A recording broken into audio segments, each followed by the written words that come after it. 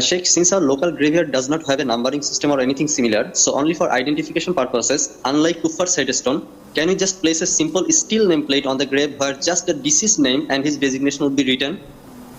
It is permissible to put something that is not extravagant, not high, it's not built on the grave to identify the grave and who is buried inside.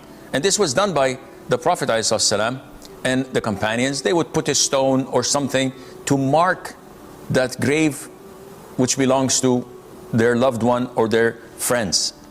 So if one puts a small steel plate or whatever that is not a tombstone that costs an arm and a leg, and it's not built over the grave with cement and blocks and marble and the likes, it's just a simple sign or something to indicate that this who's buried there is so and so. That's not a problem, inshallah. I personally would not recommend putting his biography like people sometimes do, or put his CV. So and so, Assim Al Hakeem, born this date, died in this date, he assumed the following positions in these companies, and he used to do this and he used to do that, his hobbies, and wait. this is a cemetery. I'm not getting married, I'm dead. Why are you doing all of this? Just write the name and that's it. What's the use of born, died, and the place of birth and death, and a copy of my ID as well? There's no need for that. It's something that each and everyone is struggling with. By nature, we are sinful. The Prophet said this, alayhi salatu wasalam, kullu bani adam khata. Each and every son of Adam is sinful. This is nature. However, the best of those who are sinful, those who frequently repent back to Allah Azza wa Jal. So this is your fate. This is your test from Allah. Now you have two options on the table. Either you continue to sin and feel bad afterwards, feel remorseful, ask Allah for forgiveness, do good deeds, try to not to do it again. Then you go back in this vicious cycle over and over again. You sin, you still feel remorseful, and you repent and you ask Allah for forgiveness until the day you die, hoping that you die not while making the sin, rather in the grace period, in the period of repentance, remorse, and asking Allah for forgiveness. Option one, logical. Option two, you give up repenting, don't show remorse, just to maintain your mental health and go strong doing sins left, right, and center. Don't care about Allah looking at you, the Quran being played, the words that you've written on the walls to remind you of Allah, the oaths you made, nothing. All let them go away. And just enjoy the moment. Do sins left, right, and center. The trouble is, the moment you die, you go to hell. Do you have any third solution? No. So the first solution is the only solution you have. However, there are ways and means to strengthen your iman and to prolong the period of the grace period of repentance, remorse, and asking Allah for forgiveness. What is that?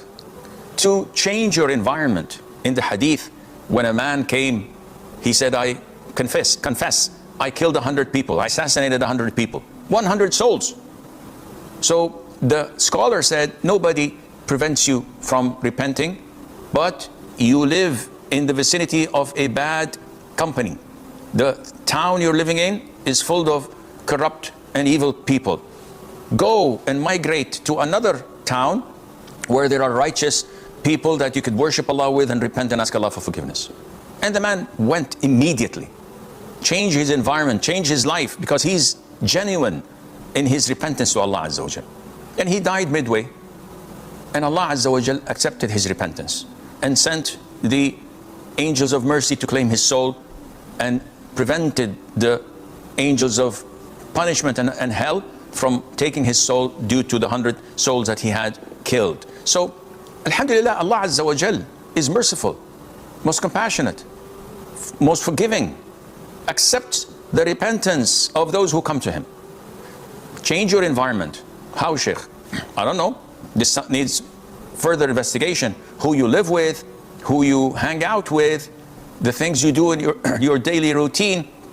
If you have Netflix and Showtime and Sony and all these platforms, and you fill your time watching Bollywood movies and Hollywood movies and Nollywood movies and the likes, your heart is tarnished, is sealed.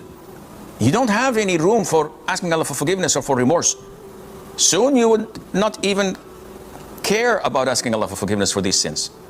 But if you fill your time with dhikr, with Quran, if you register in Zad Academy and you try to seek knowledge and you engage in research and articles about Islam, you hang out in the masjid with girls that come to the masjid, have circles of knowledge, learn Arabic, learn Quran, and go out with them and come visit them, they visit you, your whole life is going to change. And this is one of the ways of bettering yourself, inshallah.